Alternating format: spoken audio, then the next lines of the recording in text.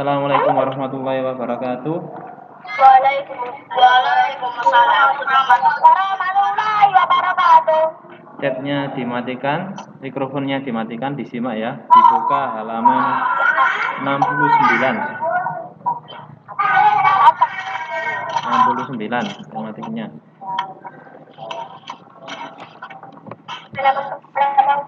Halaman 70 langsung 70. Halaman 70, langsung halaman 70 saja.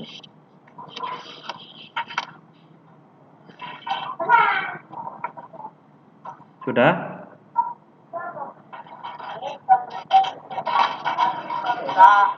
Saya.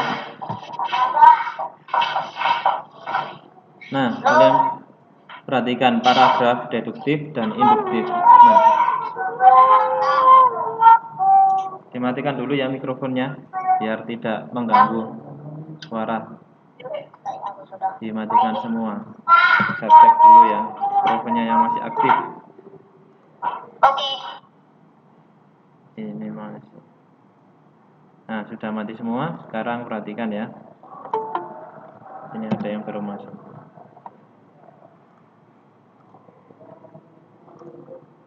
Kita mulai. Nah, paragraf deduktif. Paragraf yang terletak kalimat utamanya di awal. Kalau induktif di akhir. Nah, 3 seharusnya ada di sini tapi tidak dibahas. Kalau 3 itu paragraf campuran ya. Ada di awal dan di akhir. Kita akan membahas paragraf deduktif dan induktif. Nah, paragraf deduktif diawali dengan pernyataan umum dari isi paragraf yang dibuat. Kemudian dilanjut dengan pernyataan khusus. Pernyataan yang bersifat khusus misalnya berupa contoh, rincian, bukti-bukti, atau penjelasan. Berikut cara pembuatan paragraf deduktif. Yang pertama adalah tentukan pikiran pokok paragraf yang akan dibuat ya. Ditentukan dulu pikiran pokok. Contoh, bumi berbentuk tidak terlalu bulat, bisa disebut lonjong ya. Atau apa ya?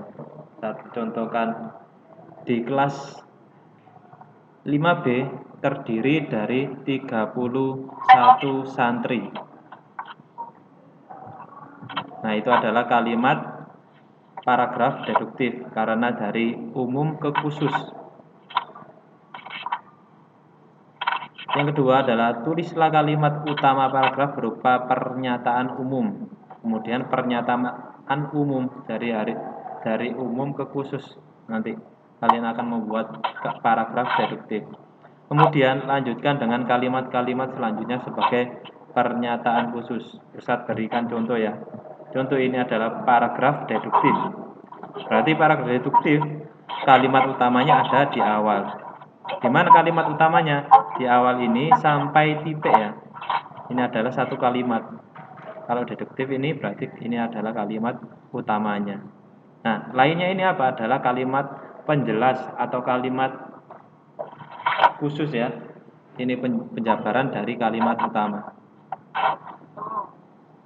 Contoh belakang ini, kegiatan belajar mengajar bisa dilakukan secara online tanpa perlu tatap muka. Ini ada yang masuk, Ustaz, terima dulu. Nah, mana kata khususnya, kata umumnya? Nah, ini adalah kata umum, kegiatan belajar mengajar. Kegiatan belajar mengajar itu sangat luas ya, ada yang belajar les, ada yang belajar online, ada yang belajar di sekolah, ada yang belajar ngaji, belajar macam-macam. Nah, mana kata khususnya? Bisa dilakukan secara online tanpa perlu tatap muka. Nah, ini dijelaskan. Nah, berarti kegiatan belajar mengajar, kalimat khususnya dikhususkan untuk online, pembelajaran online tanpa perlu tatap muka. Jadi ini yang dibahas adalah pembelajaran online atau kita sebut PJJ. Sampai sini ada yang ditanyakan? Tidak ada. Nah, kalimat kedua, ketiga sampai akhir ini adalah kalimat penjelas ya, atau kalimat penjabaran dari kalimat utama. Di era teknologi yang sudah sangat canggih, Seperti sekarang ada banyak situs internet yang menawarkan jasa pembelajaran online, baik yang berbayar ataupun gratis. Nah, di sini menjelaskan pembelajaran online itu seperti apa saat ini. Ada yang bayar dan ada yang gratis. Sistem belajar di mana saja dan kapan saja jadi salah satu keunggulan belajar online. Nah, ini disebutkan keunggulannya. Bisa kapan saja dan di mana saja. Kamu pun bisa memilih mata pelajaran apa saja sesuai yang hendak dipelajari saat itu, mulai dari fisika sampai bahasa Indonesia. Ini adalah contoh pembelajaran di SMP karena sudah ada pemecahan IPA-nya fisika, ada yang kimia. Nah, sekarang kembali lagi ke paragraf induktif. Berarti induktif berada di akhir kalimat. Paragraf induktif diawali dengan kalimat-kalimat atau pernyataan-pernyataan khusus yang kemudian diakhiri dengan pernyataan umum yang mencakup pernyataan-pernyataan khusus tersebut. Nah, berarti penjabaran dulu baru kalimat utama yang keluar. Nah, cara membuatnya menyebutkan peristiwa-peristiwa, kalimat-kalimat khusus terlebih dahulu. Artinya menjelaskan dulu, kemudian menarik sebuah kesimpulan nanti. Contoh dari kalimat induktif ini. Contohnya seperti ini. Belajar di masa tua memerlukan usaha yang keras karena daya tangkap yang dimiliki saat tua sudah berkurang. Ini adalah kalimat khusus atau kalimat penjelas. Selain itu, motivasi yang dimiliki sudah melemah karena terlalu banyak pikiran. Nah, ini adalah kalimat utamanya induktif di akhir. Dari mana? Karena ini adalah kesimpulan dari kalimat-kalimat yang di atas. Alasan itulah yang menggambarkan bahwa belajar di waktu tua seperti melukis di air. Ini seperti apa? Mengkiaskan. Jadi kalian seperti seakan-akan menulis di air. Percuma atau susah sekali belajar saat tua. Oleh karena itu, belajar saat muda sangat dianjurkan daripada belajarnya sudah tua, sudah umur 70 baru belajar matematika, penjumlahan. Itu sudah telat ya. Bisa tapi susah sekali belajarnya. Nah, di halaman 69 nanti kalian kerjakan ya, ini membuat paragraf deduktif, induktif, kemudian deduktif lagi. Berarti ada dua paragraf deduktif. Ustaz, kemarin aku udah ngerjain Ustaz. Ya, enggak apa-apa. Sama Kiramil, sama Yasin, sama Adil. Ya, boleh. Sama Nah, tugasnya bacalah kembali halaman 6. Berarti kamu buka lagi halaman 6. Kamu buat paragraf. Berarti paragraf itu di situ ada kalimat utama dan kalimat khusus atau penjelasnya. Minimal 2 atau 3 ya. Kalian boleh membuat 7 kalimat sampai 7 kalimat boleh. Nah, kalau Ustaz boleh dakwah. sekarang dibuka halaman, bentar ya, halaman 70. Halaman 70 semua dibuka. Halaman 70 ya, dibuka semua. Sudah apa belum? Sudah. Sudah ya. Nah, di sini ada pertanyaan ya, peristiwa atau sebuah peristiwa di kelas. Ada seorang teman yang jahil, artinya suka mengganggu kalian, entah teman kalian. Sudah seminggu ia tidak masuk karena sakit, namun belum ada satu teman pun yang menjenguknya. Nah, sikap kita sebaiknya seperti apa? Sikap kita contohnya seperti ini, pergi ke rumahnya untuk menjenguk dan mengajak serta teman satu kelas untuk ikut. Berarti kita sebaiknya menjenguk meskipun teman kita kurang baik. Nah, saat sakit pun juga bisa kita nasihati. Kalau di kelas jangan suka jahil atau suka mengganggu, karena dia sendiri pun tidak ingin dijahili atau diganggu. kita nasihati baik-baik ya. Yang kedua, ada sebuah peristiwa sepatu Kiki sudah sangat usang, artinya sudah sangat lama sekali, sudah banyak yang robek. Teman-teman sering mengejek karena sepatu yang dipakai sudah jelek. Kiki sangat sedih karena teman-teman mengejeknya. Berarti Kiki ini punya sepatunya jelek, dan teman-temannya mengejek, sepatunya jelek. Nah, sikap kita seharusnya apa? Menasehati teman yang mengejek Kiki. Sebagai seorang teman yang baik, kita tidak boleh mengejek kekurangan teman, karena kita sendiri pun tidak mau diejek kekurangan kita. Contoh, tiba-tiba baju kita robek saat lari-lari, kemudian teman-teman kita mengejek, ya robek. Akhirnya kalian sendiri pun merasa sedih kalau kalian diejek, apalagi teman kalian juga merasa sama kalau diejek.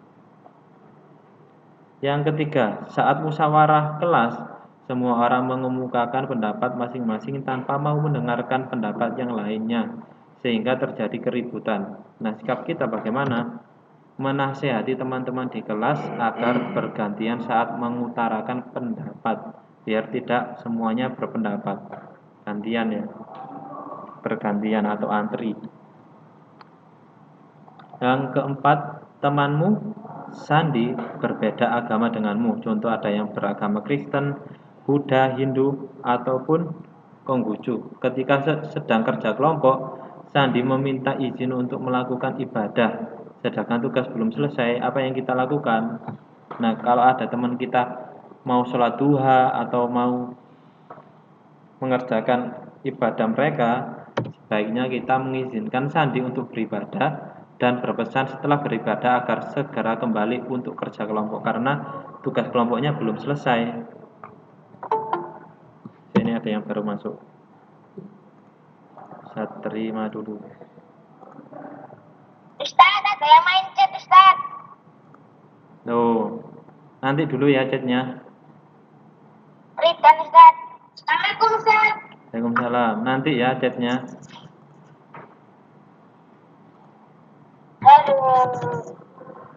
Nah, saat dalam perjalanan pulang dari sekolah, aku melihat seorang nenek yang kesulitan untuk menyeberang. Sikap kita apa? Menolong menyeberangkan nenek tersebut untuk menyeberang, ya, atau meminta tolong orang tua atau yang sudah dewasa di situ untuk menyeberangkan, minta bantuan. Karena nenek tersebut sudah sangat tua, kemungkinan tidak bisa melihat dengan baik di jalan, atau jalannya sudah susah karena sudah tua. Selanjutnya, kalian buka halaman 71 bawah sendiri. Nah, ini adalah nilai-nilai yang terkandung dalam Pancasila. Nah, nilai itu apa? Kalau dalam Islam, kalau nilai itu adalah seperti akhlak kita ya. Nah, akhlak kita itu bisa baik maupun buruk.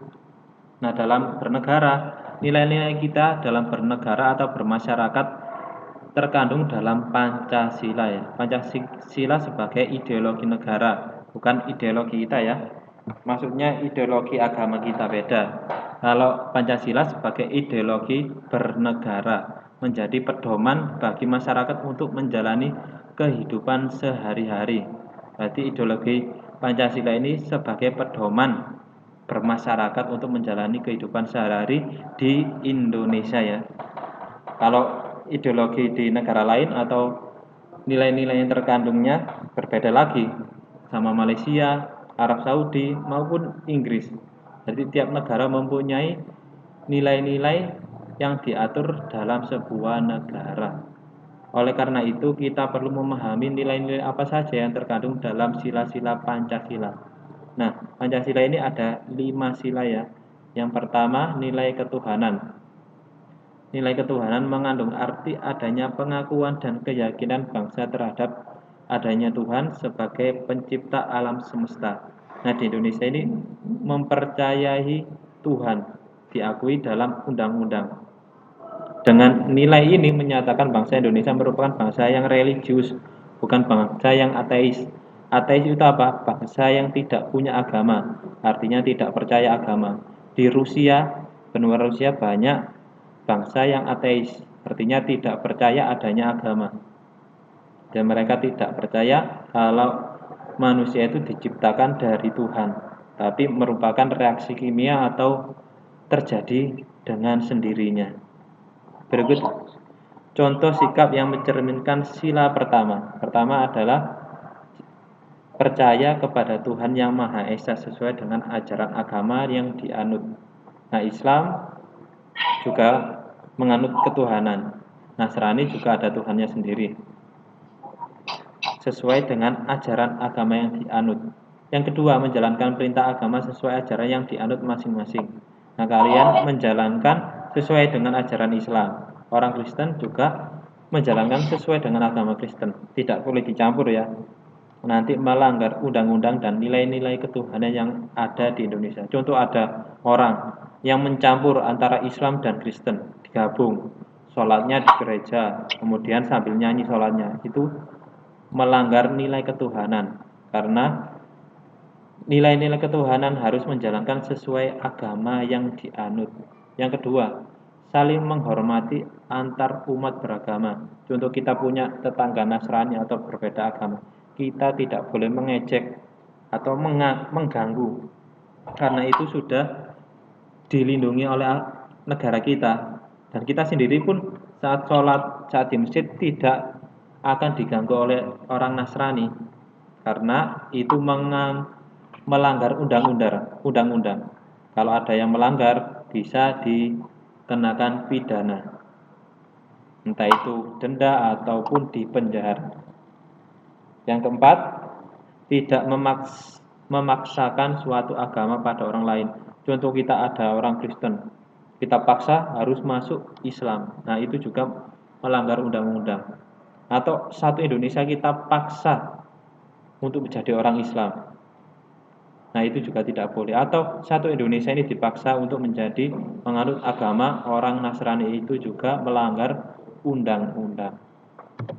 Yang kedua, nilai kemanusiaan. Nilai kemanusiaan yang adil dan beradab mengandung arti kesadaran sikap dan perilaku sesuai nilai-nilai moral dalam hidup bersama atau dasar tuntutan hati nurani, dengan memperlakukan suatu hal sebagaimana mestinya.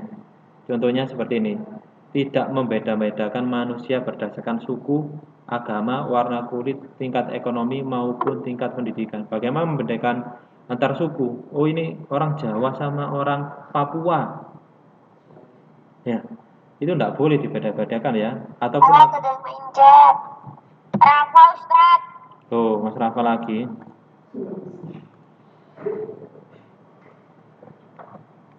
Nah, Ustaz, WA kan Umi mulu ya Mas Rafa. Ini peringatan terakhir. Nah, maupun warna kulit. Ada teman kita yang warnanya hitam, kita ejek, warna kecap, itu juga tidak boleh. Karena itu tidak memiliki kemanusiaan, karena dasarnya semua manusia memiliki hak yang sama dan diperlakukan sama baiknya. Atau tingkat ekonomi, diejek, ada yang miskin, gembel, tidak boleh. Kita mengejek teman kita gembel atau nggak punya uang. Karena itu semua manusia tidak ada tingkatan kalau bernegara. Kemudian maupun tingkat pendidikan. Contoh, kita punya teman yang nggak sekolah, kita nggak boleh ngejek. Ya anak nggak sekolah, kita sendiri sekolah, itu juga tidak boleh. Yang kedua, menyadari bahwa kita diciptakan oleh Tuhan ya. Bahwa kita semua orang warga Indonesia ini diciptakan oleh Tuhan atau Allah ya, kalau orang Islam. Yang ketiga, menyadari bahwa kita mempunyai hak dan kewajiban yang sama. Semua warga negara mempunyai hak yang sama dan kewajiban yang sama. Artinya apa? Wajib mematuhi peraturan yang ada di Indonesia dan mendapatkan hak sesuai dengan undang-undang. Contoh, kalian mendapatkan hak perlindungan, rasa aman di rumah kalian sendiri, tidak dijajah, oleh negara lain. Negara melindungi. Dengan apa? Dengan adanya tentara, polisi. Kalau kalian diusili atau sedang diancam, kalian bisa melaporkan ke polisi ya. Contoh kalian ingin dibunuh oleh seseorang, kalian boleh melaporkan ke polisi untuk mendapatkan perlindungan. Nah, 3 nilai persatuan. Nilai persatuan Indonesia mengandung makna usaha ke arah bersatu dan kebulatan rakyat untuk membina rasa nasionalisme dalam negara kesatuan Republik Indonesia. Nah, contohnya apa sih? Siapa lagi main chat ya? Zaki. Oh, Mas Zaki. Nanti dulu ya chatnya. Yang pertama contohnya adalah cinta pada tanah air. Kenapa kita harus cinta pada tanah air? Karena kalau kita sendiri tidak cinta pada tanah air, mudah sekali negara ini diadu domba atau diambil. Contoh tiba-tiba Sulawesi diambil oleh Inggris. Kalian biasa-biasa saja. Nah, kita harus mengecam perbuatan tersebut ya, karena Sulawesi itu bagian dari tanah air Indonesia. Ataupun ada orang Papua diejek, kita juga harus punya rasa marah karena orang Papua juga saudara sebangsa tanah air, satu negara dengan kita.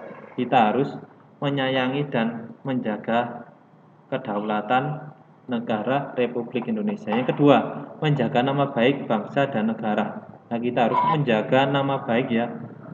Saat kalian ada yang keluar negeri, nggak boleh menghina negara sendiri, harus bangga.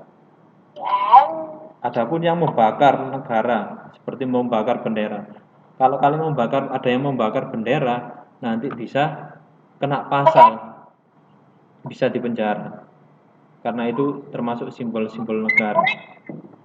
Yang keempat, menjunjung tinggi persatuan. Kalian harus menjunjung tinggi persatuan. Kalau tidak menjunjung tinggi persatuan, mudah diadu domba. Contoh kalian, orang Sumatera diadu dengan orang Kalimantan, mudah diadu. Kalau tidak punya persatuan, punya visi dan misi yang sama, menjaga kedaulatan Indonesia. Yang keempat, nilai kerakyatan. Apa itu nilai kerakyatan? Dipimpin oleh hikmat, kebijaksanaan dalam permusyawaratan perwakilan, mengandung makna pemerintahan dari rakyat, oleh rakyat, dan untuk rakyat dengan musyawarah mufakat melalui lembaga-lembaga perwakilan. Nah, perwakilan kita diwakili oleh DPRD, Dewan Perwakilan Daerah, maupun DPR di parlemen. Nah, tugas mereka untuk apa? Untuk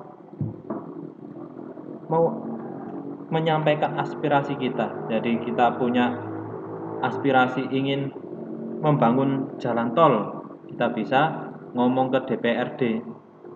Oh, jalan apa? Membangun jalan raya, karena jalan rayanya sudah berlobang-lobang. Kalian bisa melaporkan ke DPRD. Nanti bisa disampaikan ke lembaga-lembaga terkait. Nanti bisa ditempel. Mungkin tidak tahu mereka karena tidak mengecek satu persatu jalan di Indonesia, karena jalan di Indonesia sangat luas dan banyak. Nah, yang pertama, selalu mengedepankan musyawarah untuk mencapai mufakat. Nah, musyawarah ini apa? Agar semua pendapat atau aspirasi atau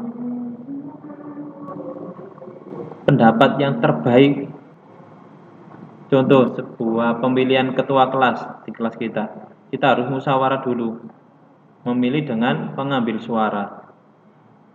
Nah, suara terbanyak itu adalah apa? Untuk mencapai mufakat. Ada suara terbanyak, banyak yang memilih. Contoh, Mas Ataya jadi ketua kelas, berarti banyak yang suka. Kenapa sukanya? Karena Mas Ataya rajin, kemudian tidak sombong, suka membantu teman. Yang kedua, tidak memaksakan kehendak pada orang lain. Contoh saat pemilihan ketua kelas, kamu harus memilih Mas Gibran, padahal dia ingin memilih Mas Hanif, nggak boleh dipaksa. Karena itu adalah hak setiap orang mengutarakan pendapat. Kita tidak boleh dipaksa dalam berpendapat. Yang ketiga, menghormati hasil musyawarah. Contoh, kita ada ketua kelas yang bukan pilihan kita tapi banyak yang milih. Kita harus menghormati hasil musyawarah. Karena itu keputusan bersama. Yang terakhir, nilai keadilan. Keadilan sosial bagi seluruh rakyat Indonesia, yaitu tercapainya masyarakat Indonesia yang adil, makmur secara lahir dan batin. Contoh sikap mencerminkan sila kelima, berusaha menolong orang lain sesuai dengan kemampuan kita. Contoh, ada tetangga kita yang kurang mampu, kita boleh menolong, entah itu kasih beras atau memberikan bahan makanan. Yang kedua, menghargai hasil karya orang lain. Nah, contoh ada gambar teman kalian, kemudian kalian ejek, itu tidak boleh ya. Kita harus menghargai setiap karya orang lain. Yang terakhir, ketiga, tidak mengintimidasi orang lain dengan hak milik kita. Contoh, kita punya kekuasaan, ada orang yang jadi anaknya lurah, tidak boleh mengintimidasi ya anak-anak yang lain karena jabatan ayahnya. Tidak mengintimidasi artinya apa, Ustaz? Mengintimidasi artinya mengatur-ngatur. Contoh, kalian ada teman kalian ingin main dengan Mas kayak Mas Akbar ingin bermain sama Mas Ataya. Kemudian ada temanmu, nggak boleh sama main itu, kamu diancam. Karena apa? Karena si teman kamu ini tidak suka dengan Mas Ataya. Entah itu Mas Ataya punya mobil bagus, diintimidasi, diancam ya. Kalau ada teman kalian mengancam, kalian bisa melaporkan ke ustadz atau saat masuk sekolah. Kalau kalian di rumah, bisa laporkan ke orang tua kalian. Diancam tetangganya, anak tetangganya, bisa melaporkan.